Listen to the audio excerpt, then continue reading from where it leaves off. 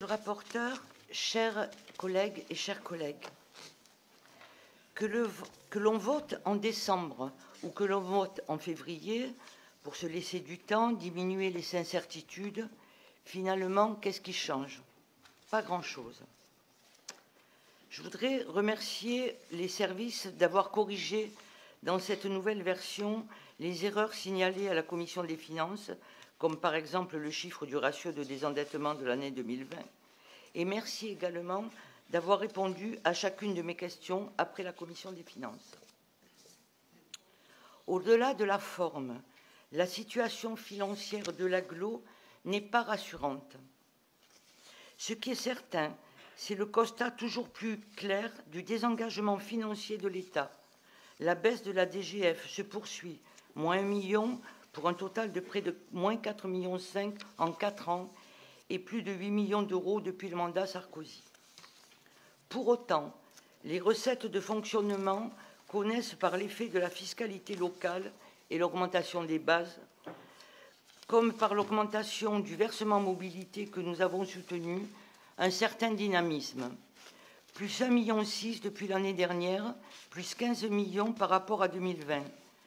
Ce qui rend très dur les coupes sombres faites dans le personnel, ainsi que les coupes en matière de sport ou de communication sportive et les menaces sur les activités culturelles. Encore une fois, nous le redisons, nous n'acceptons pas les raisons qui vous ont conduit à couper les marchés de communication aux clubs sportifs féminins et vos propos, monsieur le rapporteur, en commission des finances, ne nous ont pas convaincus, bien au contraire. Vous voulez que le sport féminin soit visible, alors aidons-le. La présence nombreuse des sportives témoigne de leur légitime attente. Ce qui est beaucoup moins certain, c'est votre prudence quant à votre prévision d'inflation. Bien sûr, nous ne savons pas vraiment ce qui va se passer cette année, mais en faisant le choix d'un taux d'inflation de 4%, vous faites une hypothèse très optimiste pour 2023, quand tous les organismes annoncent une inflation entre 5 et 6%. Quand on connaît les difficultés financières de l'agglo, un peu de prudence n'aurait pas été du luxe. La situation financière de l'agglo est toujours dans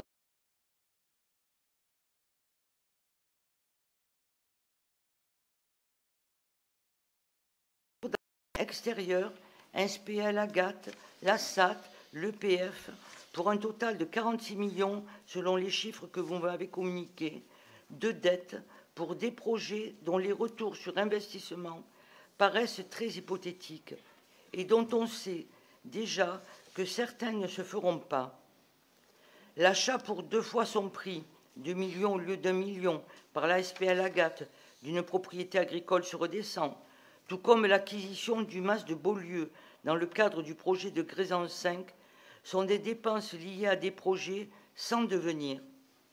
J'éviterai ici encore une fois de parler d'une zone d'activité fantôme autour de la gare inutile dont nous n'avons eu de cesse de dénoncer le gâchis financier et écologique et qui a été, pour reprendre les propos du maire de Nîmes, une erreur. L'opération du marché-gare est aussi soumise à de réelles interrogations. Cette opération ne pourra être pertinente que si la halte ferroviaire de Saint-Césaire était déplacée, si le barreau de Conîmes était lancé et si la T2 était prolongée. Bref, autant de projets qui sont loin d'être certains aujourd'hui. Le ratio de désendettement de 12 années prévu dans ce document pour la fin du mandat apparaît davantage comme le point d'un départ artificiel de votre réflexion que comme la conséquence d'un travail sérieux sur la trajectoire financière réelle. Le risque de dépasser ce ratio de 12 ans et de l'ensemble de ses conséquences est bien réel. Pourquoi? Parce que l'essentiel pour vous est d'annoncer des projets, une politique d'affichage déconnectée de la réalité et peu porteuse d'avenir. Finalement, la situation financière de l'agglo ne s'est pas vraiment améliorée. Nous sommes dans la continuité du mandat précédent, les mêmes causes produisant les mêmes effets. Une politique d'investissement dangereuse qui a contraint à réduire drastiquement les dépenses de fonctionnement. Il faut bien payer les intérêts d'emprunt. Au final, on emprunte pour des projets très contestables au détriment des services publics et de l'aide à la vie réelle et concrète des habitants de l'agglo.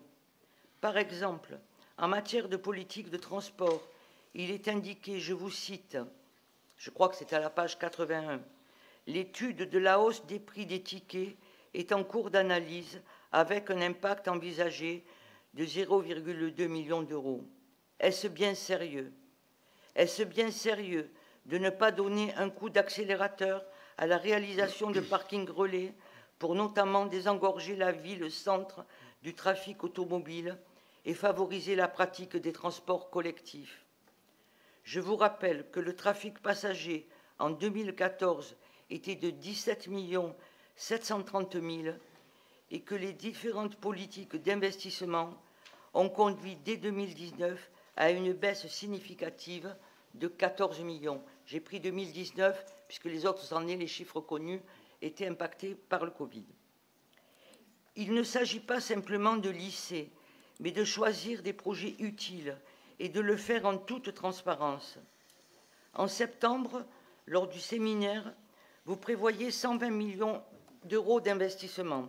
Dans l'Europe, vous écrivez 100 millions d'euros tout en disant qu'il en sera réalisé 60%. Alors, que va-t-on faire? Qui décide?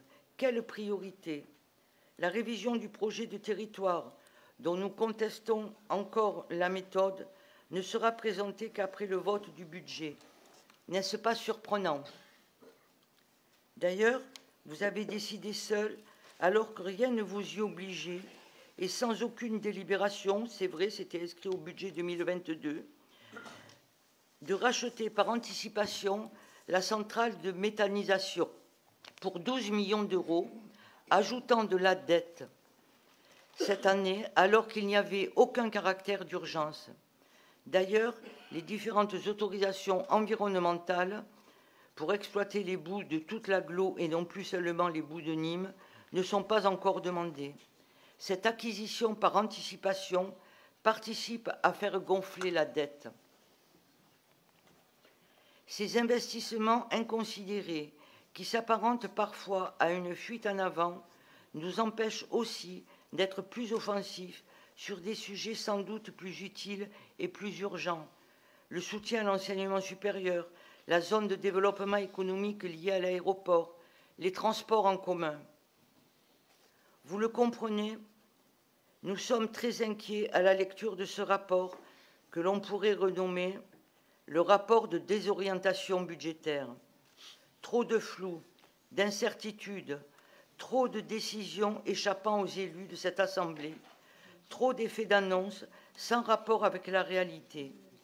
Une politique d'investissement dans la continuité de la précédente mandature qui a pour effet de continuer à endetter l'agglo tout en comprimant les dépenses de fonctionnement et donc la vie quotidienne des habitants de l'agglo.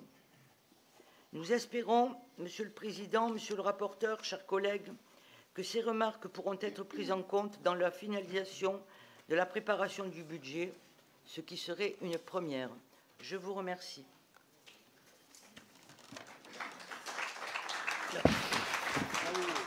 Madame